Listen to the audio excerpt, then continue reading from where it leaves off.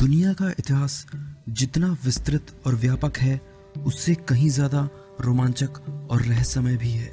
समय समय पर इन रहस्यों पर से पर्दा उठाने की कोशिश तो की जाती रही है, लेकिन ये कोशिशें किस हद तक सफल हो पाई हैं, ये बात हमेशा से एक बड़ा सवाल रही है। कई बार इतिहास के कुछ रहस्य किताबों और खोज की दुनिया से निकलकर हमारी दुनिया में आ खड़े होते हैं।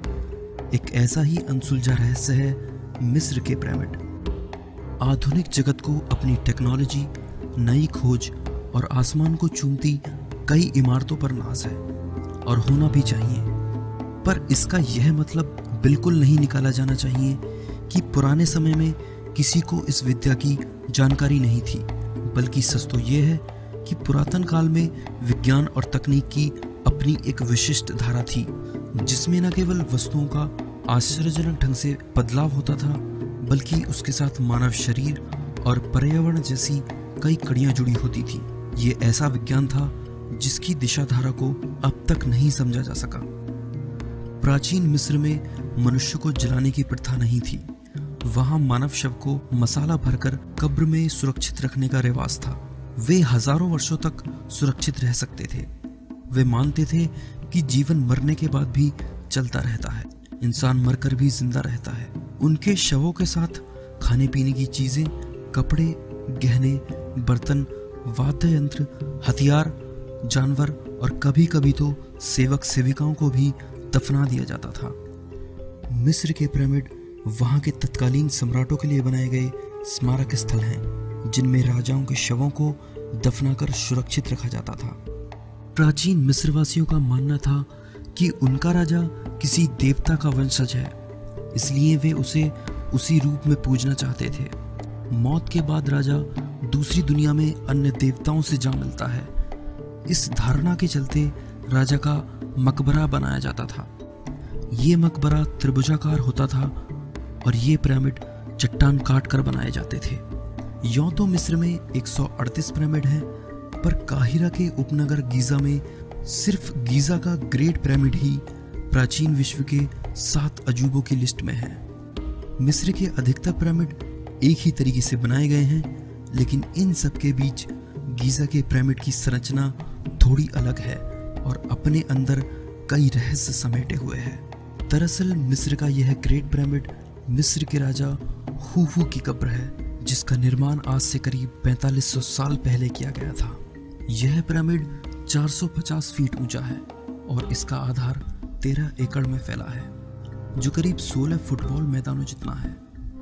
यह 25 लाख चूना पत्थरों के खंडों से बना है, जिनमें से हर एक का वजन 2 से 30 टन के बीच है। इसकी झुकी त्रिकोणीय दीवारें जमीन से 52 अंश का कोण बनाती हैं। कमरे इस कुशलता से बने थे कि अंदर जाने का कोई रास्ता न था। प्रमाण बताते हैं कि इसे बनने में करीब 23 साल लगे। ग्रेट पिरामिड को इतनी परिशुद्धता से बनाया गया है कि वर्तमान तकनीक भी ऐसी इंजीनियरिंग को दोहरा नहीं सकती। मिस्र के इस महान पिरामिड को लेकर अक्सर सवाल उठाए जाते रहे कि बिना मशीनों के और बिना आधुनिक औजारों के मिस्रवासियों ने कैसे इतने बड़े पत्थरों को 450 फीट ऊंचाई पर पहुंचाया होगा, और कैसे इस विशाल परियोजना को महज 23 सालों में पूरा किया होगा। त्रिकोण आकार में बनाए गए पिरामिडों की संरचना का सबसे मुख्य हिस्सा उसका ऊपरी भाग होता है, जिसे सबसे बाद में बनाया जाता है। यह ऊपरी भाग, जिसे कैपस्टोन या टॉप स्टोन कहा जाता है, इतना खास होता है कि इसे सोने या फिर बेशकीमती पत्थर से बनाया जाता है। लेकिन ऐसा क्या हुआ जो मिस्र के ग्रेट पिरामिड के ऊपर कैपस्टोन है ही नहीं? क्या ग्रेट पिरामिड को हमेशा से बिना कैपस्टोन के रखा गया था, या फिर बहुमूल्य पत्थर होने की वजह से इसे लूट लिया गया? इतिहासकार यह मानने से इनकार करते हैं कि ग्रेट पिरामिड के टॉप स्टोन को चुराया गया था। अगर ऐसा है तो वाकई इतना महत्वपूर्ण पिरामिड होने के बावजूद इसे सोने या किसी दूसरे बहुमूल्य पत्थर से फिर से क्यों नहीं ढका गया, या फिर ग्रेट पिरामिड को अधूरा ही छोड़ दिया गया था? इन सभी सवालों के बावजूद कई ऐसे सवाल हैं जिनका सही जवाब आज तक कोई नहीं दे पाया। हजारों सालों से प्राकृतिक थपेड़ों को सहने के बाद भी पिरामिड की संरचना में कोई अंतर नहीं आया है। उन्हें देखकर आश्चर्य होता है कि आरंभिक काल में मानवों ने रेगिस्तानी पठार में प्राकृतिक संरचनाओं से मुकाबला करते हुए ये कृत्रिम पर्वत कैसे बनाए होंगे। किन महाबली पुरुषों ने विशालकाय चट्टानों को वहां से सैकड़ों मील दूर मौजूद पर्वत श्रृंखलाओं से तोड़कर उन्हें मरुस्थल में जुटाया होगा। किन वास्तुकला विशेषज्ञों ने इनकी अद्भुत ज्यामिति प्रक्रिया में पसीना बहाया होगा। सवाल तो बहुत हैं, लेकिन इन सवालों का प्रमाणिक जवाब किसी के पास नहीं है। पिरामिड बनाना आसान नहीं था। मिस्रवासियों को इस कला में माहिर होने में काफी वक्त लग गया। विशाल योजना बनाकर नील नदी को पार कर बड़े बड़े पत्थर लाने पड़ते थे। पिरामिड बनाने में काफी मजदूरों की जरूरत होती थी। पत्थर काटने वाले कारीगर भी अपने फन में माहिर होते थे। पिरामिड विशेषज्ञ इवान हेडिंगटन के हिसाब से अगर ऐसा हुआ होगा तो इसके लिए सैकड़ों मजदूरों को साल के 365 दिनों में हर दिन 10 घंटे काम के दौरान हर दूसरे मिनट में एक बड़े पत्थर को ऊपर उठाकर रखना पड़ता होगा। क्या ऐसा संभव था? विशाल श्रम शक्ति के अलावा क्या प्राचीन मिस्रवासियों को सूक्ष्म गणितीय और खगोलीय ज्ञान रहा होगा? विशेषज्ञों के मुताबिक पिरामिड के बाहरी पत्थरों को इतनी कुशलता से तराशा और फिट किया गया है कि जोड़ों में एक ब्लेड भी नहीं घुसाई जा सकती। मिस्र का एक और रहस्य रानी नेफरतीती से जुड़ा है, जिसकी मम्मी को पिछले कई सालों से इतिहासकार और पुरातत्वविद खोजने में लगे हैं। यह लापता मम्मी मिस्र की उस खूबसूरत रानी की है जिसकी मूर्ति तो जर्मन पुरातत्वविदों ने 1912 में खोज ली थी, लेकिन उसकी मम्मी आज तक किसी को नहीं मिल पाई। नेफरतीती की मौत 1340 ईस्वी पूर्व में हुई थी। उसकी खूबसूरती का जिक्र प्राचीन मिस्र से जुड़ी कथाओं और दस्तावेजों में मिलता है।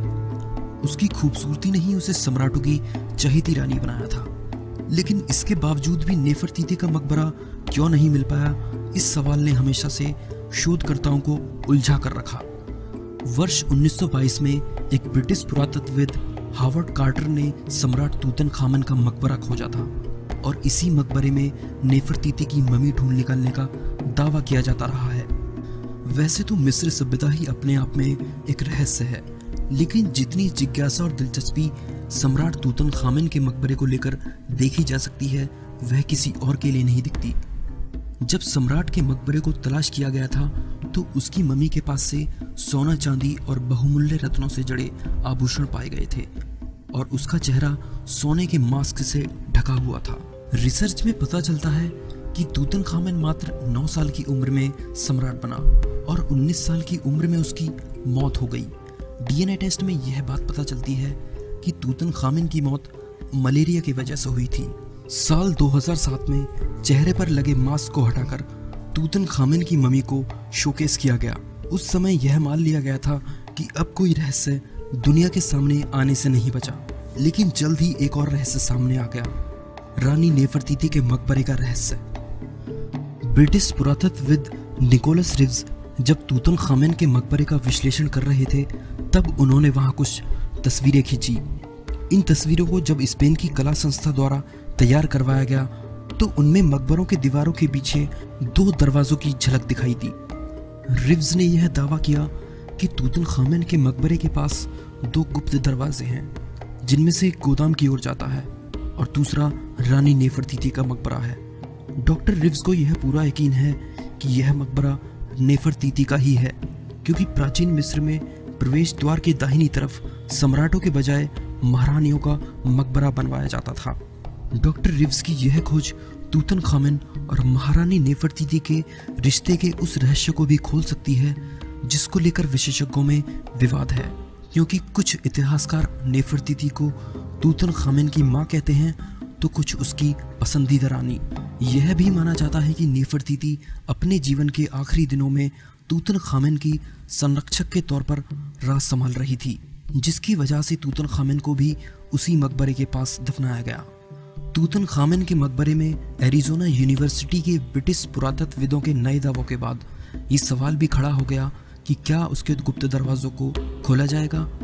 क्या मकबरे के गुप्त दरवाजों की खुदाई कर खूबसूरत महारानी नेफरतीती की भी मम्मी बाहर निकाली जाएगी? लेकिन सवाल यह है कि ऐसी हिम्मत कौन पुरातत्व शास्त्री करेगा, क्योंकि तूतनखामन के श्राप का डर हर किसी को सताता है। ये मानने वालों की कमी नहीं है कि तूतनखामन के श्राप की वजह से उसके मकबरे में घुसने वालों की मौत हो जाती है। कहा जाता है कि तूतनखामन के मकबरे की खुदाई करने वाली इतिहासकारों की टीम तूतनखामन श्राप का शिकार हो गई। 1922 में तूतनखामन के मकबरे में जाने वाले सबसे पहले थे पुरातत्वविद हावर्ड कार्टर और उनके साथी लॉर्ड कार्नरवान। दुनिया भर के मीडिया में उसी वक्त से तूतनखामन के श्राप की चर्चा होने लगी और इसे मजबूती तब मिल गई जब 5 अप्रैल 1923 को कायरो में लॉर्ड कार्नरवान की मौत हो गई। 16 मई 1923 को ही मकबरे में जाने वाले एक और शख्स जॉर्ज गाउड की भी मौत हो गई।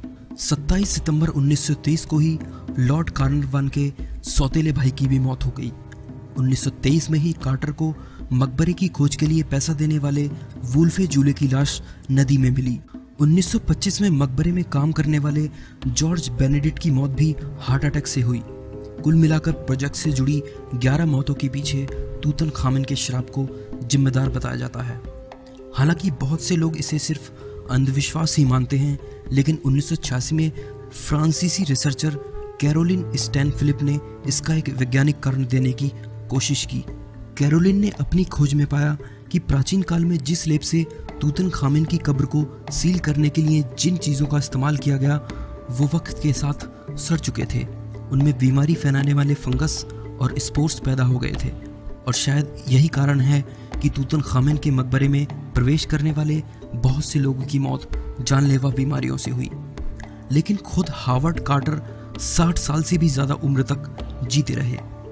निकोलस के हिसाब से प्राचीन मिस्र की सबसे खूबसूरत रानी की ममी अब भी मकबरे के गुप्त तहखानों में मौजूद है और इसे खोलने पर ही इसकी सच्चाई सामने आ सकती है। रानी नेफरतीती और गीज़ा के महान पिरामिड के अलावा एक सवाल यह भी खड़ा होता है कि आखिर मिस्र के लोगों ने क्यों इन पिरामिडों को बनाया होगा। इनको बनाने के पीछे का मकसद सिर्फ मरे हुए इंसान के शव को सुरक्षित रखना तो बिल्कुल नहीं हो सकता। दोस्तों, इस पर रिसर्च करने से जो नतीजे सामने आए वो चौंका देने वाले थे। आइए जानते हैं कि वो कौन सी बात थी जो मिस्र वासियों को इतना खास बना देती हैं। William Peterson college New Jersey के प्राचीन इतिहास के professor doctor Livio C Stecchini के हिसाब से मिस्र के लोग ईसा से भी 3000 वर्ष पहले आधुनिक टेलीस्कोप और क्रोनोमीटर से भलीभांति परिचित थे। उन्होंने पिरामिड के निर्माण में उच्च स्तरीय वैज्ञानिक यंत्रों का इस्तेमाल किया। पिरामिड की चोटी ध्रुव के और परिधि भूमध्य रेखा के जैसी है। इसका जब वैज्ञानिक परीक्षण किया गया और इसके त्रिभुजाकार दीवारों की माप ली गई तो इनके कई आयामों में गणितीय स्थिरांक पाई 1.4 और फाई 1.618 का एक खास अनुपात पाया गया। पुनर्जागरण काल में इन अनुपातों का शिल्प कला में बहुतायत से प्रयोग किया गया। विशेषज्ञों के हिसाब से यह अनुपात मानवीय काया में सौंदर्य और आकर्षण उत्पन्न करता है। टी बून्स ने अपनी किताब सीक्रेट ऑफ एंशिएंट ज्योमेट्री में पिरामिडों के रहस्यमय आकार और उसके असर का गहराई से उल्लेख किया है। वैज्ञानिकों ने आकृति और आयाम की विभिन्न माप और उसके पारस्परिक अनुपात के दूसरे कई रहस्यों का भी पता लगाया है। इससे गीजा पिरामिड के रचनाकाल की भी जानकारी मिलती है। इन मापों में अंतरिक्षीय ग्रहपिंडों की दूरियों की भी जानकारी मिलती है। 19वीं सदी के प्रख्यात खगोलवेत्ता प्रॉक्टर ने अपने अनुसंधान निष्कर्ष में कहा था कि इन पिरामिडों का उपयोग ग्रह नक्षत्र के अध्ययन के लिए वेधशालाओं के रूप में किया जाता रहा होगा। मिस्र के पिरामिडों के निर्माण में कई खगोलीय आधार भी पाए गए हैं, जैसे कि तीनों पिरामिड ओरियन राशि के 3 तारों की सीध में हैं। वैज्ञानिकों का कहना है कि गीजा का पिरामिड निखिल ब्रह्मांड का एक छोटा सा मॉडल है। पूरे विश्व के मानचित्र को 2 बराबर भागों में बांटने वाली रेखा के बीच के बिंदु पर यह स्थित है। अगर इससे गुजरती हुई कोई क्षैतिज रेखा खींची जाए तो इस रेखा के पूर्वी और पश्चिमी भाग आपस में बराबर होंगे।